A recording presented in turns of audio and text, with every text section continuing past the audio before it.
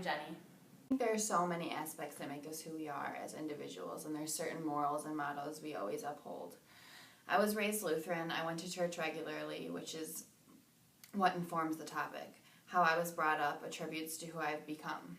I grew up in the suburbs of Chicago, so I was always pretty sheltered. And growing up in the suburbs made me feel safe and comfortable, which is part of the reason why I think I'm so laid back and I put so much trust in other people. I grew up believing that people were for the most part good, which definitely helped me get along with others.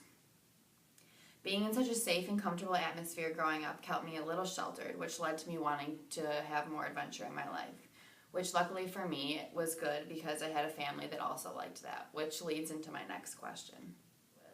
Like I said before, I grew up Lutheran, and some of my best friends went to my church, and we got along because we shared the same ideas and beliefs. I think even more than church, sports groups have influenced my life in an enormous way. The friends I've met and the people I've become close to and shared my time with have shaped who I am. I have learned from their experiences and their knowledge. Their personalities have rubbed off on me and mine on theirs. Theology really means God talk by definition, and the Word of God does bring us together. By loving our neighbor, we become closer through God's words, and those relationships attribute to who we become. Through those relationships with my community, I became ambitious, optimistic, and competitive. But I also became impatient and demanding.